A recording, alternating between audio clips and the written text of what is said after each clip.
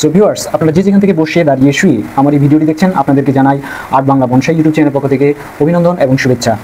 আমি আজকে আপনাদেরকে যে মামি বনসাইটি, বট মামি বনসাইটি দেখানোর চেষ্টা করছি, সেটির রিপোর্টিং আমি প্রায় আজ থেকে 15 থেকে 20 দিন আগে করেছিলাম।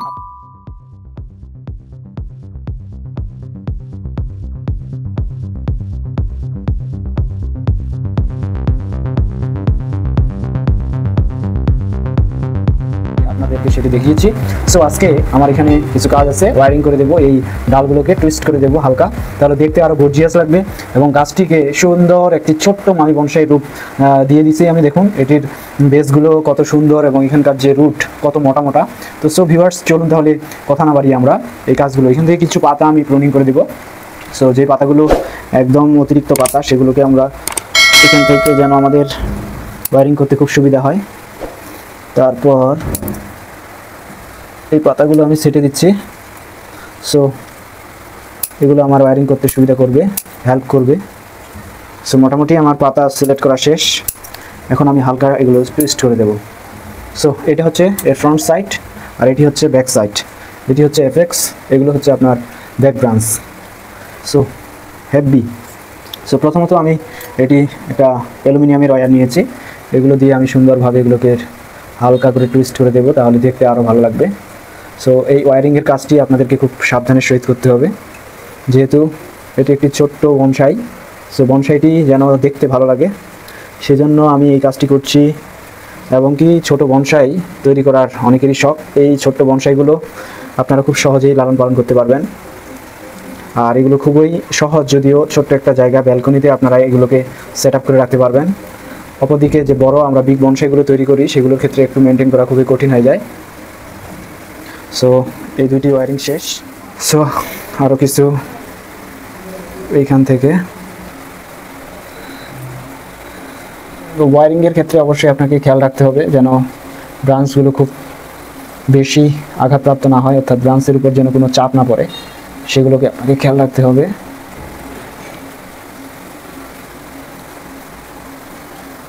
তো ওয়্যারিংয়ের সুবিধাটা হচ্ছে আমরা যে কোনো একটা ব্রাঞ্চকে এদিক সেদিক টুইস্ট করে নিয়ে যেতে পারি।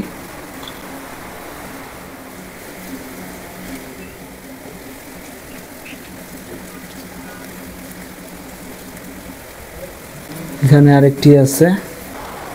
কাজগুলো খুবই সূক্ষ্ম কাজ, যেহেতু একটি ছোট্ট গাছ আর এই গাছটিকে মেনটেন করাও একটু কঠিন অন্যান্য গাছের তুলনায়। আমার প্রায় ওয়্যারিং করা শেষ, এখন আমি ব্রাঞ্চগুলোকে তার নিজস্ব পজিশনে কায়দায় সেট আপ করবো। সো এইটা ঠিক আছে, এইখানে এটি এইভাবে বাঁকিয়ে দেওয়ার চেষ্টা করছি। এখানে এই ডালটাকে এইভাবে, এটাকে আর একটু নিয়ে এসে ওর দিকে দিলে খুব ভালো লাগবে।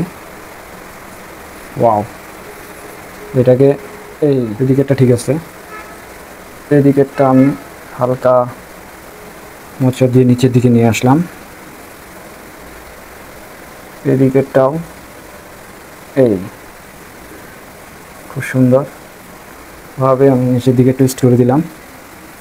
আর এইদিকে ব্যাক ব্রাঞ্চটিকে আমি হালকা টুইস্ট করে। সো দেখতেই পাচ্ছেন গাছটির স্ট্রাকচার, হেভি একটা গাছ এবং ছোট্ট একটা বনসাই। এই গাছটির এই ব্রাঞ্চটা যদি বড় হয়ে যায়, এটি আমি ব্যাক ব্রাঞ্চ করব, এদিকে এটা আসবে। সো এইখানে এইটির জন্য আমি আরেকটা ওয়্যার এখানে টুইস্ট করে দিয়ে এটিকে আরেকটু বাঁকানোর চেষ্টা করব। সো এটাকে আমি বাঁকিয়েছি।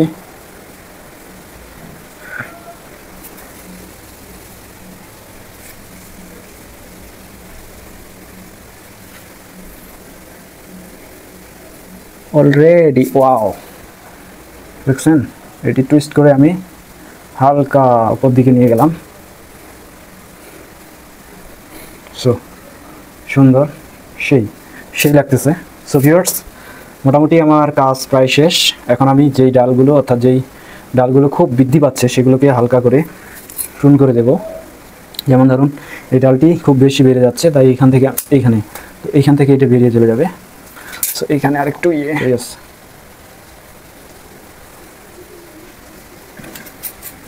এই ডালটির খুব বেশি বৃদ্ধি পাচ্ছে, সো আমি এইখান